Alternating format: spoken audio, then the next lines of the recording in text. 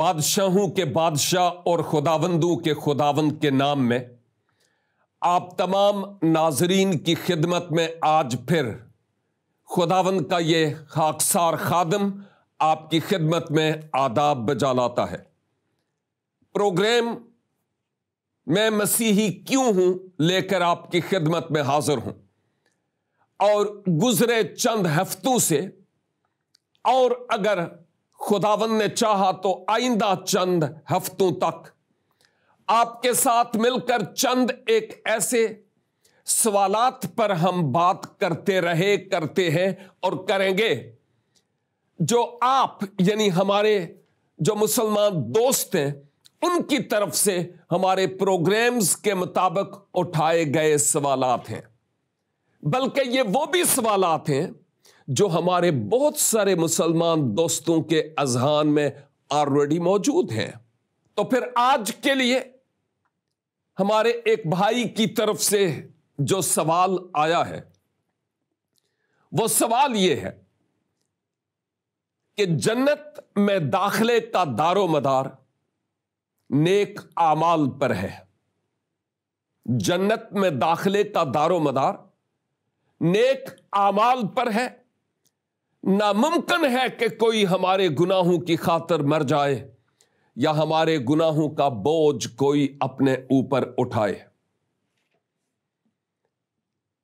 اس سوال کے پیچھے مسیح خداوند کے عالمگیر کفارے کا انکار پایا جاتا ہے، اور یہی سمجھا جا رہا ہے کہ جب اعمال ہمارے اتنے ہوں گے کہ ہم خدا کو پسند آ جائیں تو پھر جنت میں ہمارا داخلہ ممکن ہے۔ اب جواب آپ کی خدمت میں پیش خدمت ہے۔ اول تو یہ کہ بائبل مقدس کے مطابق ہمارے ہاں جنت کا کوئی تصور نہیں ہے۔ یہ آپ کے ہاں میرے بھائی تصور موجود ہے، لیکن ہمارے ہاں کوئی ایسا تصور نہیں ہے۔ کافی عرصہ پہلے شاید آپ کو یہ بات عجیب لگے، چلو تھوڑا سا ٹیسٹ چینج کرنے کے لیے ہی صحیح۔ کافی عرصہ پہلے کسی شخص نے جنت کے لیے مجھ سے پوچھا کہ جی آپ اگر اس دنیا سے چلے جائیں تو آپ جنت میں جائیں گے یا کہاں جائیں گے؟ میں نے ان سے یہ کہا کہ بھائی جب میں جنت کی ڈیٹیل پڑھتا ہوں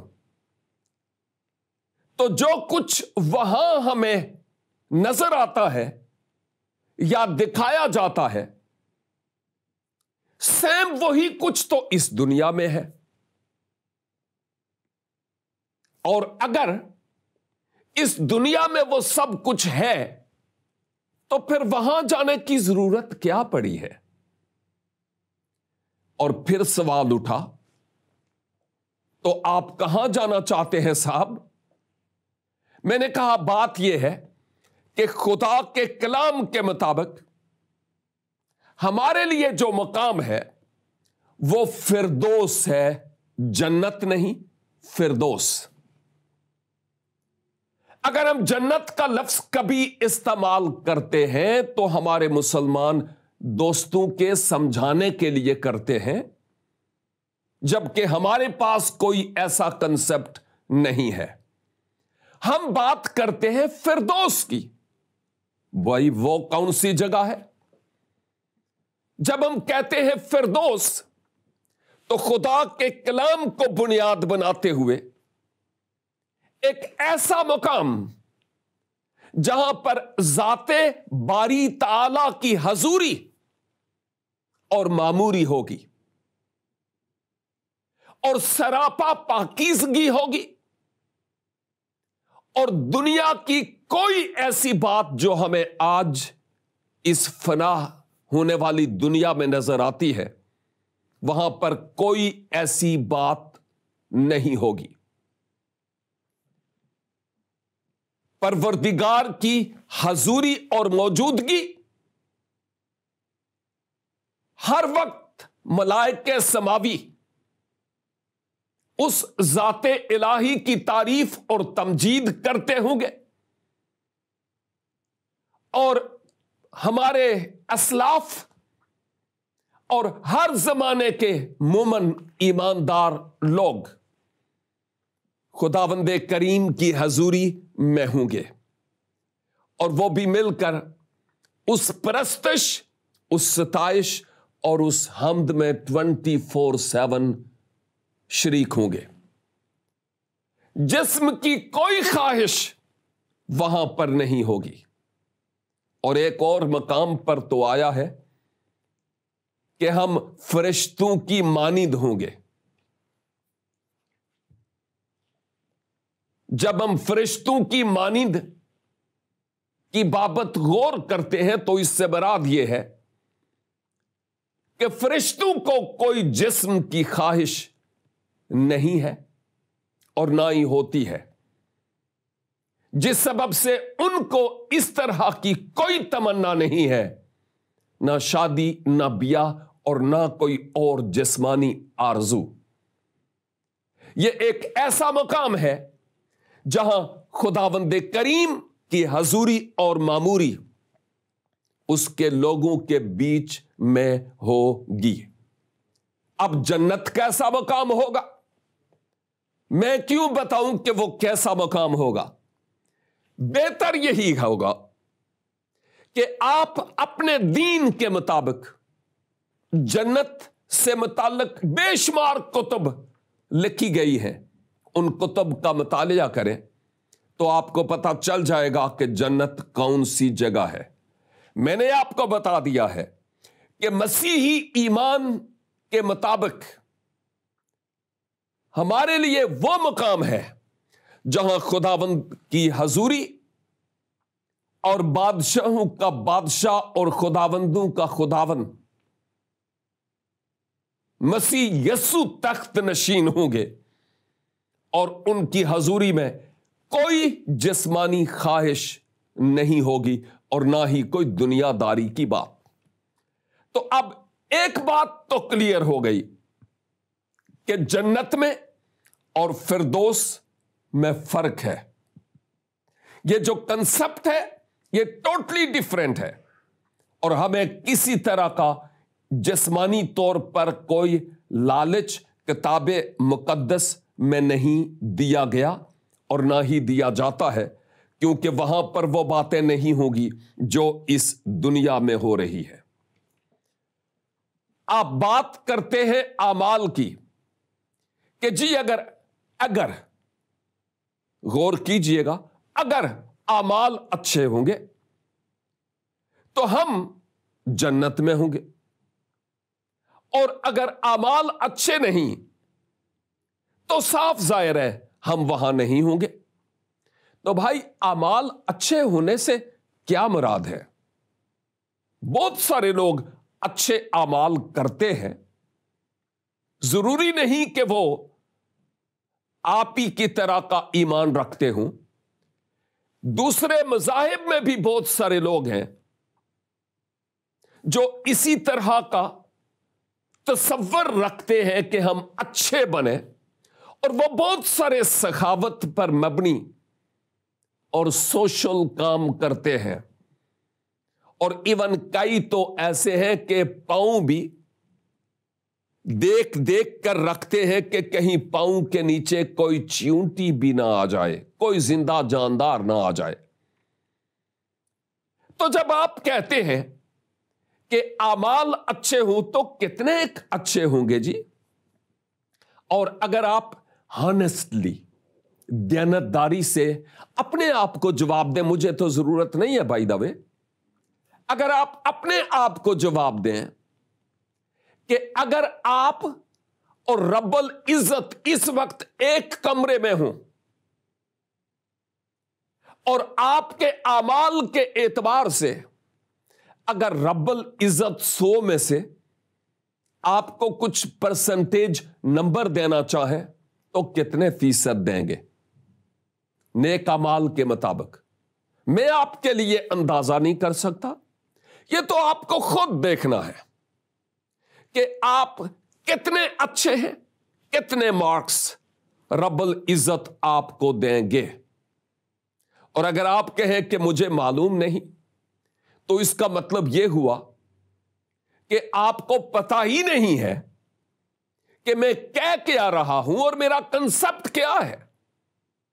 کیونکہ اس دنیا میں اگر یہ معلوم نہیں کہ جو کچھ میں کر رہا ہوں وہ اس معیار اور اس پیمانے کے مطابق ہے کہ نہیں، تو ہم صحیح ٹریک پر نہیں ہیں۔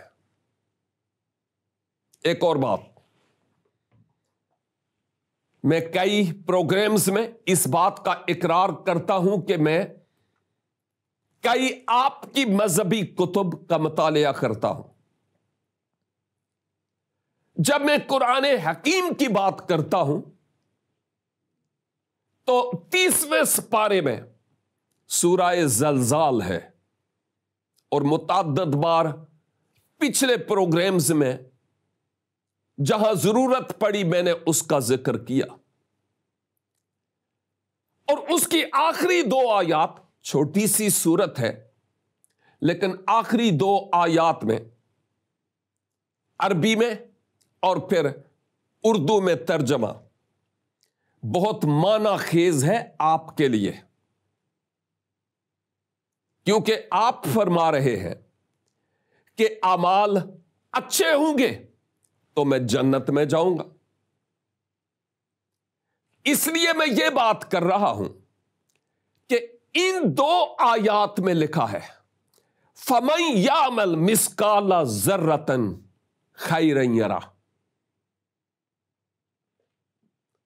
وَمَن يَعْمَلْ مِثْقَالَ ذَرَّةٍ شَرًّا يَرَهُ، یعنی جس کے اعمال ذرا بھر بھی بھلائی پر مبنی ہوں گے اس کا اجر وہ ضرور پائے گا، اور جس کے اعمال میں ذرا بھر بھی برائی ہوگی اس کا بھی اجر اس کو ملے گا۔ کچھ کان کھڑے ہو رہے ہیں میری اس بات سے، کیونکہ میں تو آپ کو کچھ یاد دلا رہا ہوں۔ شاید آپ نے صرف عربی زبان میں پڑھا ہے، شاید ترجمہ نہ پڑھا ہو، اسی لیے تو میں آپ کو انکریج کرتا ہوں کہ سمجھ کر پڑھیں کہ وہاں کیا ہے۔ خیر، اپنی بات پر پھر آتا ہوں۔ ان 2 آیات کو بنیاد بناتے ہوئے اگر خالق کائنات آج آپ کو مارکس دے تو آپ کتنے مارکس حاصل کریں گے؟ 70%؟ یہ بہت بڑا پیمانہ ہے 70%۔ چلو 80%، یہ تو اور ہی بڑا ہو گیا۔ اور اگر کچھ گریس مارکس ہوں، اور اگر پروردگار کچھ گریس مارکس آپ کو دیں، چلو 90%، چلو اور بڑھ جاتے ہیں 99%، اور اگر 99% ہوں تو بھی 1% کمی ہے 100% ہونے کے لیے۔ اور بائی دا وے، آپ کے دل سے بھی یہ آواز آ رہی ہے کہ 99% یہ بہت بڑی بات ہے، کیونکہ میں بہت سارے اپنے دوستوں کو دیکھتا ہوں اور یہ کہتے ہیں او جی بندہ تے بڑا گناہگار ہے گا، میں تو جی بہت گناہگار ہوں، خاک کا پتلا ہوں، بہت گناہگار۔ چلو خیر، یہ تو آپ کا اپنا نظریہ ہے، لیکن اگر 99% بھی آپ اچھے ہوں، 1% برائی ہو، تو اس کا بھی بدلہ یعنی اجر ضرور ملے گا۔ وہ بدلہ کیا ہوگا، وہ اجر کیا ہوگا، وہ پھر ذات الہی ہی فیصلہ کریں گے اور اس فیصلے کے لیے آپ تیار ہو جائیں۔ پاکیزگی اور راست بازی اور بھلائی اور نیک بننے کا جو معیار ہے وہ یہ ہے کہ آپ 100% مارکس حاصل کریں، اور اگر ایسا نہیں تو آپ فیل ہو گئے، آپ ناکام ہو گئے ہیں۔ ریزن یہ ہے کہ ہم ایک دوسرے کو بڑی مثالیں دیتے ہیں اور کہتے ہیں چور چور ہی ہوتا ہے، بھلے وہ 99 روپے چرائے یا بھلے وہ 1 روپیہ چرائے، چور چور ہی ہوتا ہے۔ تو پھر اندازہ کرنا ہے کہ میں اور آپ اپنے آپ کو اس معیار کے اعتبار سے کہاں پاتے ہیں۔ تو ہم نے اس حقیقت کو دیکھ لیا ہے کہ اگر اعمال کے مطابق بات کی جائے تو ہم اس معیار پر پورے نہیں اترتے، اور جب اور کوئی جواب نہ آئے تو پھر کہتے ہیں لا تقنطوا من رحمت اللہ، کہ اللہ کی رحمت سے مایوس نہ ہو۔ لیکن یہ والی آیت اس موقع پر فٹ نہیں آتی۔ وہ تو جب ہم کرب میں ہوں، جب ہم دکھ میں ہوں، جب ہم مشکلات میں ہوں، جب ہم مصیبتوں میں ہوں، تو ایمان کی مضبوطی کے لیے کہا گیا کہ آپ مایوس نہ ہوں، وہ مہربانی کریں گے اپنی رحمت کے وسیلہ سے۔ لیکن اخروی زندگی کے لیے فیصلہ آپ نے اسی دنیا میں ابھی کرنا ہے۔ یہ بہت ضروری اور بہت اہم ترین بات ہے، اور میں نے کہہ دیا ہے ہم جتنی زیادہ کوشش کریں نیک بننے کی، اپنے آپ کو ویسا نیک نہیں بنا سکتے۔ بالکل ویسے ہی جیسے چھوٹا بچہ جب گندگی کرتا ہے تو وہ اپنے آپ کو خود صاف نہیں کر سکتا، اس کو کسی اور کی ضرورت ہوتی ہے جو اس کی دھلائی کرے۔ دھلائی وہ پنجابی والی نہیں، اس کا مطلب کسی اور کی مدد کی ضرورت ہے کہ پھر سے اس کو نہلائے، دھلائے اور نیٹ اینڈ کلین بیبی بنائے۔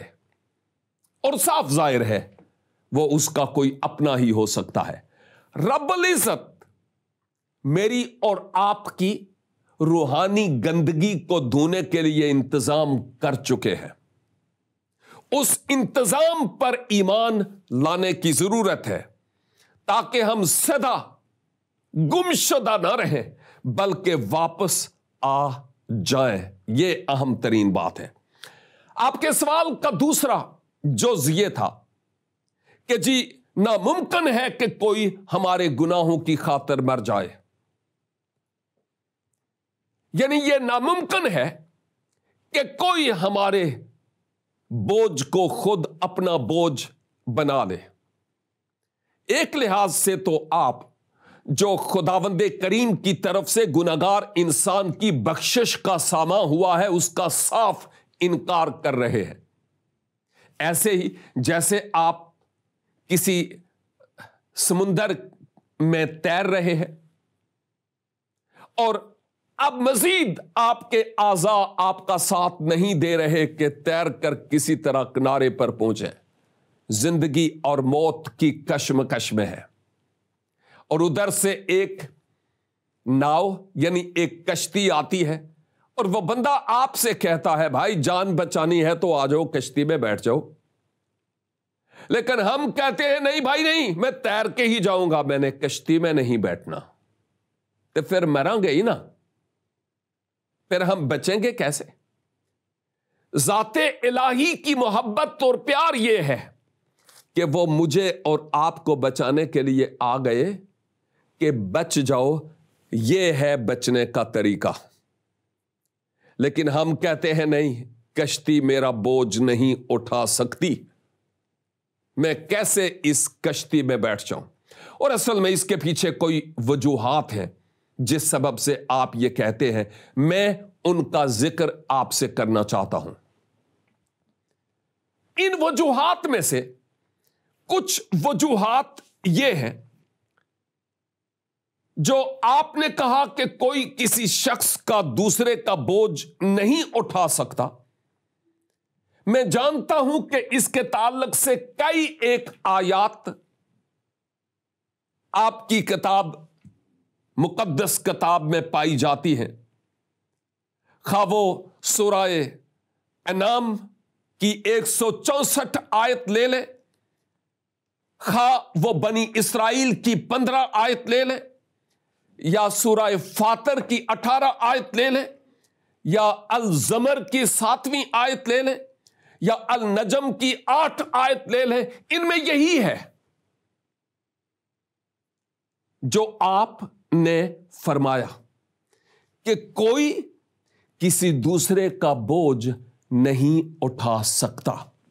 اور بھی آیات ہیں، یہ تو صرف ایک مثال تھی، لیکن مجھے تھوڑا سا معاملہ ٹیڑھا نظر آتا ہے، چھوٹا سا تضاد بھی، جس کا نتیجہ میرے اور آپ کے مستقبل پر بڑا گہرے طور پر پڑتا ہے، اثر پڑتا ہے، اور وہ یہ کہ جب میں سورہ النحل اس کی 22 سے 25 آیات کو دیکھتا ہوں، یہ 16ویں سورت ہے، اور اس کے ساتھ ساتھ میں سورہ نمبر 29 یعنی عنکبوت اور اس کی 12 آیت دیکھتا ہوں، اور پھر اس کے ساتھ ساتھ حدیث صحیح مسلم 6666 سے لے کر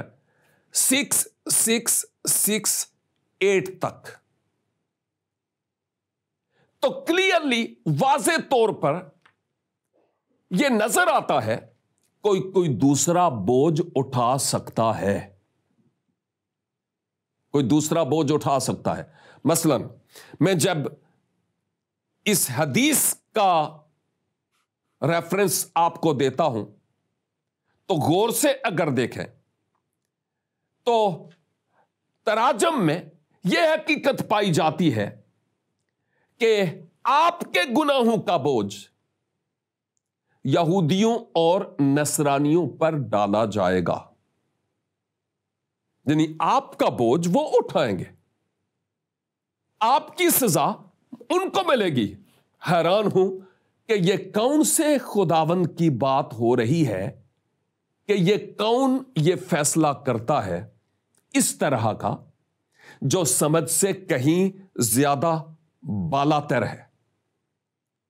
اچھا، میں اس بات کے ساتھ متفق ہوں کہ کوئی شخص کسی دوسرے کا بوجھ نہیں اٹھا سکتا، اس لیے کہ اس کا اپنا بوجھ ہے۔ آ رہی ہے سمجھ آپ کو کہ اگر ایک شخص نے خود اپنے پیچھے بورا اٹھایا ہوا ہو اور میں کہوں صاحب یہ میرا بھی بورا اٹھا لیں، یہ زیادتی نہیں ہے؟ یا یہ جو بچے سکول جاتے ہیں آج کل تو ڈیجیٹل بیگ ہو گئے ہیں، ضرورت نہیں پڑتی، لیکن جب میں چھوٹا تھا اتنے بھاری بیگ تھے۔ آپ ہنس رہے ہیں، جی آپ نے بھی اسی طرح کے بھاری بیگ اٹھائے ہوئے ہیں، اور ہم ٹیڑھے ہو کر وہ بیگ اٹھا کر سکول جاتے تھے، ہر کاپی اور ہر کتاب کا ہونا لازم تھا۔ اور اس دوران اگر مجھے کوئی کہتا صاحب یہ میرا بھی بیگ اٹھا لو، مجھے اپنے بیگ سے جان چھڑانا مشکل ہو گیا، میں تیرا کیسے اٹھاؤں؟ اس کا مطلب یہ ہوا کہ جس کا اپنا بوجھ ہے وہ کسی دوسرے کا بوجھ نہیں اٹھا سکتا۔ لیکن خوشخبری یہ ہے، خداوند کی تعریف ہو، کہ ایک ایسی ہستی ہے جس کا اپنا کوئی بوجھ نہیں تھا، اور اس نے اعلانیہ طور پر اس بات کا اعلان کیا، اے بوجھ سے دبے ہوئے اور تھکے ماندے محنت اٹھانے والے لوگوں، میرے پاس آؤ تاکہ میں تمہیں آرام دوں۔ اپنا بوجھ مجھ پر ڈال دو تو میں تمہیں سنبھالوں گا۔ کون ہے وہ شخصیت؟ جناب مسیح یسوع ہے جن کا یہ دعویٰ ہے، اور وہ چاہتے ہیں کہ آپ اور اہل جہان اپنا بوجھ ان پر ڈال دیں، کیونکہ وہ آپ کا بوجھ اٹھانا چاہتے ہیں۔ ان کا کوئی اپنا بوجھ نہیں ہے، ان کا اپنا کوئی بوجھ نہیں ہے۔ انجیل مقدس بھی اور آپ کی مقدس کتاب بھی ان کے اپنے بوجھ سے متعلق بتاتی ہیں کہ ان کا کوئی بوجھ نہیں تھا، وہ ہمارا بوجھ اٹھانے کے لیے آئے، اور وہ اس بوجھ کو اٹھاتے ہوئے خدائے بزرگ و برتر کو مجھ سے اور آپ سے ملانے کے لیے صلح کا ایک پیغمبر بن گئے، تاکہ جو کوئی ان پر ایمان لائے اپنا بوجھ ان کو دے دے، اپنا دل ان کو دے دے، ان پر ایمان لائے کہ وہ میرے بوجھ اٹھانے والے ہیں، وہ گناہوں کی معافی کو حاصل کرے۔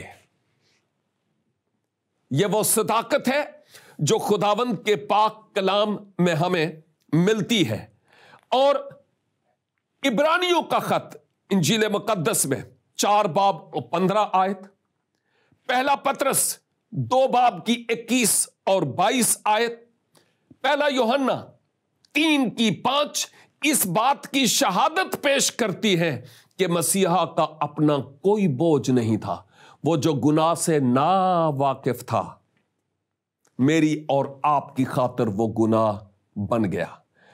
تمہاری خلاصی فانی چیزوں یعنی سونے چاندی سے نہیں ہوئی، بلکہ ایک بے عیب برا مسیح یسوع کے بیش قیمت خون سے ہوئی ہے۔ اور آج وہ آپ کو مدعو کرتے ہیں کہ میری طرف آؤ تاکہ میں تمہیں آرام دوں۔ میں تمہارا بوجھ اٹھانا چاہتا ہوں۔ میں اور آپ اپنے آپ کو 100% اپنے آپ کو کامل نہیں کر سکتے۔ خدا کا جو ہمارے گناہوں کے لیے نجات کا منصوبہ ہے، اس پر ایمان لائیں۔ یہ کامل قربانی ہے جس پر ایمان لانے کے وسیلہ سے ہم خداوند کی قربت اور خداوند کی نزدیکی میں جا سکتے ہیں۔ یہ بشر کا بنایا ہوا انتظام نہیں ہے، یہ ذات الہی کی طرف سے ہے۔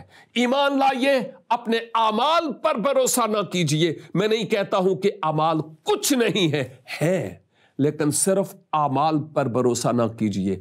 پہلے ایمان اور پھر اعمال۔ میری دعا ہے خداوند کریم ہم سب سے ہم کلام ہوں، تاکہ ہم اپنا تن من دھن خداوند کو دے سکیں اور اپنا جیون ان کے جلال اور ان کی بزرگی کے لیے گزار سکیں۔ خداوند آپ کو برکت دے۔ دیکھتے رہیے پروگرام میں مسیحی کیوں ہوں۔